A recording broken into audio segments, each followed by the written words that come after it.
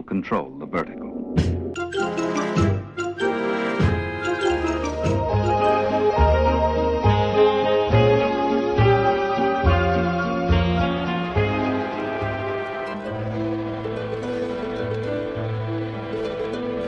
Welcome to Anthologic, the TV anthology podcast.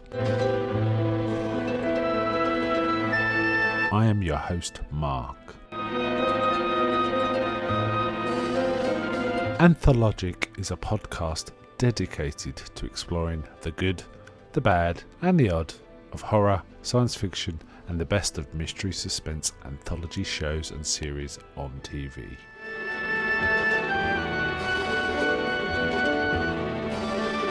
Join me as we slip through the cracks of reality to approach the extremes of experience, where we can peruse the stories and art of a sinister fairground of strange and wonderful rides. And now we go on to the show that is the focus of this particular episode.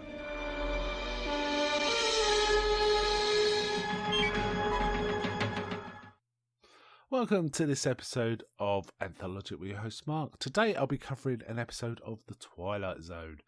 It's episode 12 of season 1 and it's called What You Need. Interesting episode this. It was the first aired, get this, on December the 25th, 1959. So you'd expect something a bit Christmassy? No. So this is a pretty dark episode of The Twilight Zone. Darker than pretty much any others we've seen. It's based on a story called What You Need by Lewis Puckett and adapted by Rod Serling, directed by Alvin Glanzer. This one's a dark one. There's no two ways to get around it, and quite unusual for the Twilight Zone. It was actually adapted. The story was adapted more faithfully in an earlier anthology series called Tales of Tomorrow.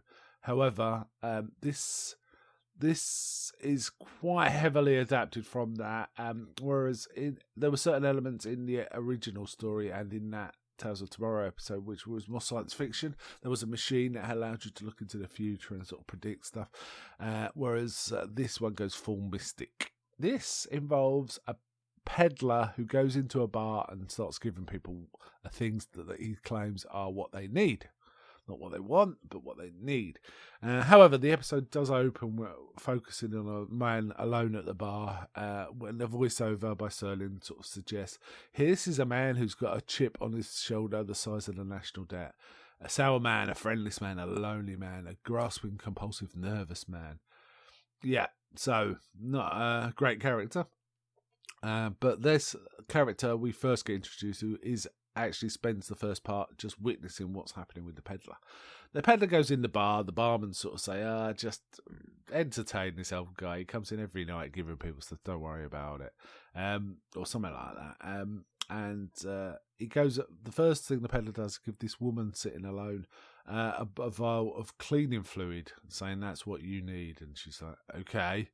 And then we're also introduced to another character sitting at the bar who's an ex-baseball player, who we find out it's called Lefty, but wasn't good at the baseball, but his arm went sour or something and he couldn't pitch anymore and he lost his job and he just sits and drinks every night now. And they're sort of a bit discussing that, but the old peddler gives him a ticket to Scranton, Pennsylvania, a bus ticket to Scranton, Pennsylvania, saying, what do I need this for? I don't get it. Moments later, there's a phone call to the payphone, and it wants to talk to Lefty, and he gets an offer of a job at Scranton, Pennsylvania. So it's kind of weird. But then he mentions, I've got this stain on my jacket. That's just my luck. I've got a job interview and I've got a stain on my jacket. And the woman says, no, let me help. And she gets out her cleaning fluid and cleans it off. And there's some sort of attraction between them. So it looks like the cleaning fluid was there to help foment this relationship between the two. How about that? That's kind of sweet. But Renard, this angry man, has been observing all this and kind of thinking, and he demands really from the peddler, give him something what he needs. And the man's not very happy with him. He's kind of a bit frightened of him. And he opens his case and gives him a pair of scissors. Renard's kind of scoffs at this, but takes them. But when he goes back to his apartment, his scarf gets caught in the lift, and he manages to use the scissors to cut the scarf and save himself. So he realises there's something in this. So he goes to the old peddler's apartment. He tracks him down and finds him and menaces the guy, basically. He says, give me something else I need. And all he's got is a leaky pen. He goes, what's I need a leaky pen for? Then he notices it drips on the newspaper and gives him a racing forecast, which is like, whoa. Interestingly, that newspaper was used in an earlier episode, Time Enough at Last. It's got a front page about H-bombs destroying the world and stuff like that.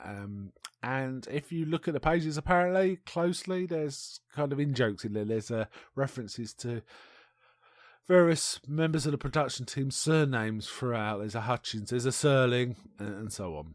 Anyway, he goes and bets on his horse and wins. And he keeps menacing the old guy, even though he's done him this thing twice. He keeps menacing him, which is kind of horrible. And this guy gets more and more frightened. And at one point, he corners him in a sort of dark street and sort of says, give me more what I need. And Reynard's kind of says, I can't really help you, you know. He goes, give me more or else kind of thing. So Reynard gives him a new pair of shoes. Sorry. Pedo, who's the peddler, gives him a new pair of shoes. Reynard, a new pair of shoes. Reynard puts them on. They're a bit tight and they're leather sole. They have leather soles, which makes they're slippery. He says, I don't like shoes like this. They're slippery. Oh, and also it's been raining, so the floor's wet. So he's kind of slipping about. And he goes to chase the old guy, but slips over. And then a car comes around the corner and runs him over. And he can't escape from the car because he slips. So we get a sort of bit of dialogue. So he's dead, right? and a couple of people come from one of the apartments and sort of say, "What's going on?" And it's like, I gave him what I need, not what he needed. Reynard basically makes the case that he would have killed him if he'd have kept on. So he had to do. Reynard needed him to put the shoes on. And then it ends. So it's a pretty bleak story, considering this is Christmas Day story as well. That's kind of bleak, right? So, yeah. I would urge you, if you like, this one was okay, but so atypical of the Twilight Zone in sort of temperament and so on. It's quite unusual. It's got a sort of cynical, a sort of darker air to what we're used to with the Twilight Zone, so fair enough. But the Tales from Tomorrow is on YouTube. The version of this story on Tales from Tomorrow is on YouTube. It's quite different, and as I say, it's more sci-fi than mystical. But worth a look, and I would recommend going to have a look. And it's also, if you have the Blu-ray or DVD collection of the Twilight Zone, the recent one, it's also in the extras for this episode. That whole episode from the Tales of Tomorrow is an extra, so it's worth a bit of a look. Yeah. I can't say I strongly recommend this one. It's so atypical of the Twilight Zone that I don't think you can treat this as your typical Twilight Zone episode. Whereas pretty much most of the ones I've watched so far are kind of typical and are kind of, I'd say, a much more Twilight Zone than this. However, it's an interesting episode and worth a look. Okay, I think I'll sign off there, but before I go, I have one last question. Is anybody out there?